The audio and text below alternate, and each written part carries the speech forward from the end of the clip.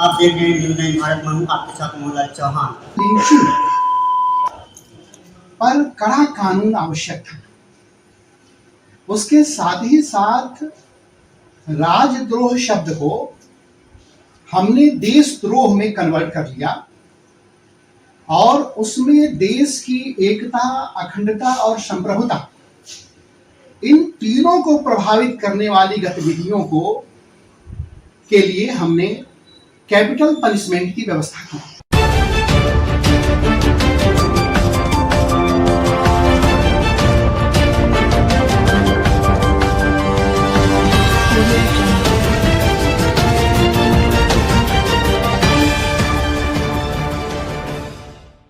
नमस्कार, आप देख रहे हैं न्यूज़ 9 भारत और मैं हूं आपके साथ अशोक चौहान। देश और दुनिया की तमाम खबरों पर आइए डालते हैं एक नजर। आप देख रहे हैं न्यूज़ 9 भारत में हूँ आपके साथ मोहनलाल चौहान। मैं इस वक्त डॉक्टर राम मनोहर लोहिया अवध विश्वविद्यालय में पहुँच चुका हूँ। LLM यह विधि विभाग में हूँ और इस समय यहाँ पर हमारे साथ साकेत महाविद्यालय विधि विभाग की HOD head of department Shri Ashok Kumar Rai sir ji हमारे साथ उपस्थित हैं। मैं इनसे जानने का प्रयास करता हूं कि जो पुरानी भारतीय दंड संहिता थी और आज 1 जुलाई 2024 को नई संहिता लागू की गई है, इन दोनों संहिताओं में, पुरानी संहिता और नई संहिता में क्या समानताएं हैं और इस पर इनका क्या दृष्टिकोण है, क्या विचार है कि क्या पुरानी संहिता और नई संहिता में कुछ अंतर हुआ, कुछ परिवर्तन हुआ है या सेम वैसे सिर्फ धाराओं को कम कर दिया गया, परिभाषा में परिवर्तन किया गया है या नहीं? जी, आपको अपना परिचय दीजिए।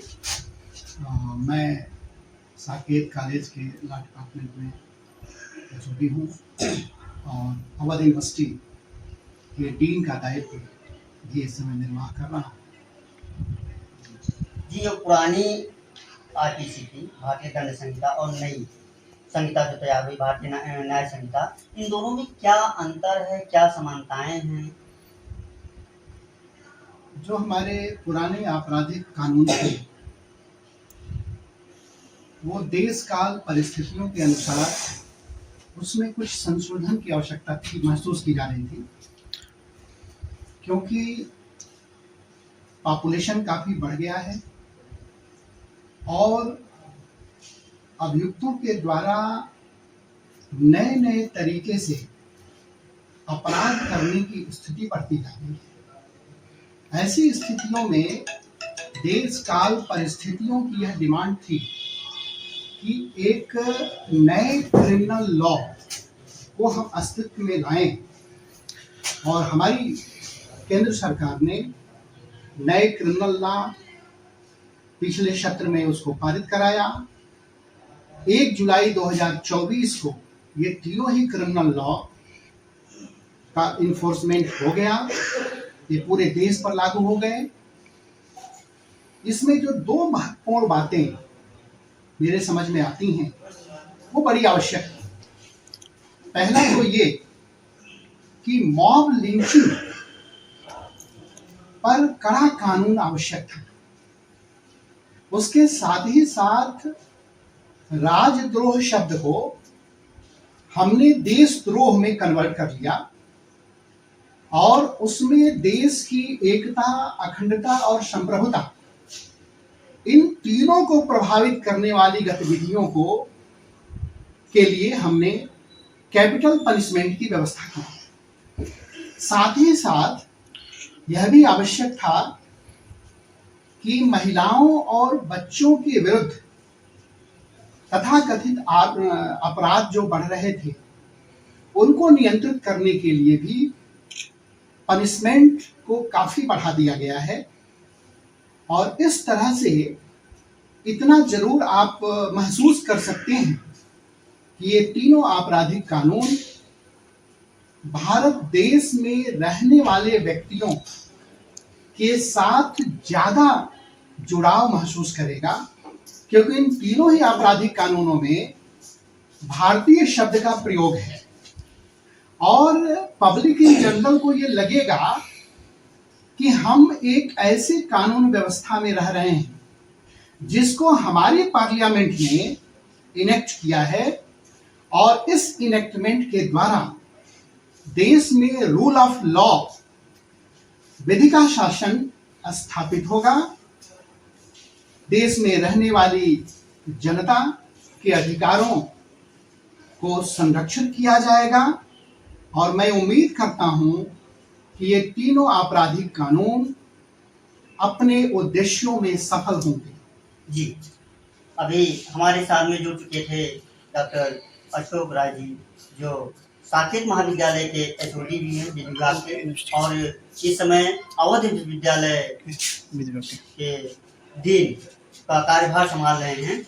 लेकिन मैं इनसे ये जानने का प्रयास करता हूँ कि गुरुजी ने भी बताया कि जो ये नई संहिता आई है, ये संहिता अपने उद्देश्यों में सफल हो जाएगी, लेकिन क्या इस संहिता में जो धाराएं आई हैं महिलाओं के प्रति और बच्चों के प्रति जो धाराएं दी, क्या इनका ऐसा तो नहीं है कि सकारात्मक प्रभाव न पड़े, नकारात्मक हो जाए? नहीं, ये मैं इसको सिरे से खारिज करता हूं, क्योंकि अभी 2-3 वर्ष इस व्यवस्था को कंक्रीट होने में समय लगेगा और मुझे नहीं लगता कि इन आपराधिक प्रावधानों में किसी महिला, किसी बालक या किसी ऐसे व्यक्ति का जो निर्दोष है, क्योंकि हमारे यहाँ जो आपराधिक कानून है वो प्रिजम्पशन ऑफ इनोसेंस पर स्थापित है। पहले हम निर्दोषता की अवधारणा को स्वीकार करते हैं और मुझे लगता है कि ये तीनों कानून पॉजिटिव वे में सोसाइटी में रहने वाले व्यक्तियों के अधिकारों को स्थापित करेंगे और विधि का शासन देश में लागू। अच्छा, आने वाले समय में इसमें परिवर्तन की संभावनाएं हैं? देश काल परिस्थितियों के अनुसार जब भी पार्लियामेंट को लगेगा कि इसमें कुछ अमेंडमेंट किए जा सकते हैं, क्योंकि इसके क्रियान्वयन में कुछ समस्याएं आ रही हैं, तो उस पर संसद में चर्चा होगी और चर्चा के बाद उन प्रावधानों को हम स्वीकार करने के लिए बिल्कुल स्वतंत्र हैं। और निश्चित रूप से किसी भी विधि का निर्माण हो जाने पर ऐसा नहीं है कि उसी विधि को हमेशा के लिए स्थापित कर दिया जाता है। देश काल परिस्थितियों के अनुसार उसमें संशोधन होते रहते हैं और जहां पर हमको लगता है कि इस विधान को रिपील करना है, हमारी पार्लियामेंट इसके लिए सक्षम है, क्योंकि कॉन्स्टिट्यूशनल प्रोविजंस, कॉन्स्टिट्यूशनल मैंडेट हैं कि हम देश में रूल ऑफ लॉ को लागू करें और वो रूल ऑफ लॉ अच्छे आपराधिक न्याय प्रक्रिया के द्वारा ही संभव हो सकता है। जी, धन्यवाद। और अभी गुरुजी ने बताया कि समय, देश काल और परिस्थिति के अनुसार संशोधन होते रहेंगे। और इसी के साथ कैमरामैन जयप्रकाश तिवारी के साथ मोहन चौहान की खास। यहाँ खबरों का सिलसिला कभी नहीं थमता, सिर्फ और सिर्फ बने रहिए न्यूज़ 9 भारत पर। अब चाहूंगा इजाजत, नमस्कार।